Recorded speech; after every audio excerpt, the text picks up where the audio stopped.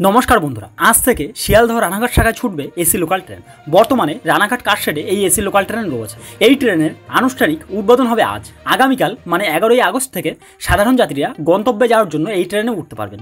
আর এরই মধ্যে প্রকাশ হয়ে গেল এই এসি লোকালের ফাইনাল টাইম টেবিল, স্টপেজ এবং ভাড়া। এই বিষয়ে ডিটেলসে জানতে হলে ভিডিওটি দেখতে থাকুন। আশা করি ভিডিওটির মাধ্যমে এই এসি লোকাল ট্রেন নিয়ে অনেক কিছু জানতে পারবেন।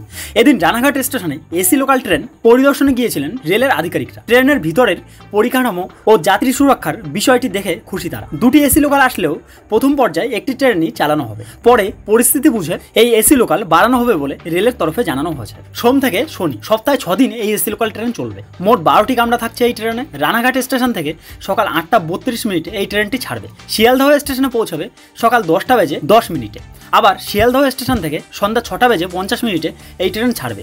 রানাঘাটে পৌঁছাবে রাত 8:32। এবার জেনে নিন কোন কোন স্টেশনে ট্রেনটি থামবে। রেল সূত্রে জানানো হয়েছে এখন গ্যালোপিন হিসাবে এই ট্রেনটি চলবে।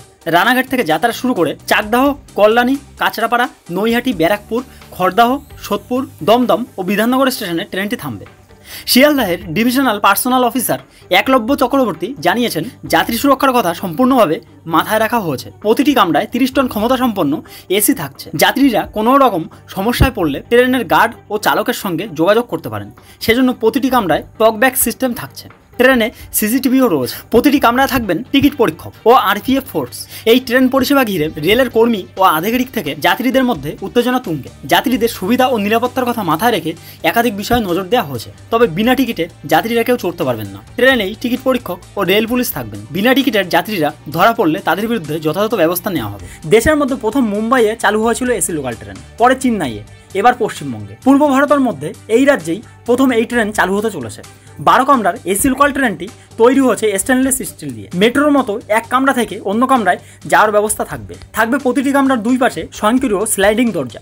ওই ট্রেনে আসনের সংখ্যা 1128টি। থাকবে সিসি ক্যামেরা এবং জিপিএস নিয়ন্ত্রিত আধুনিক প্যাসেঞ্জার ইনফরমেশন সিস্টেম।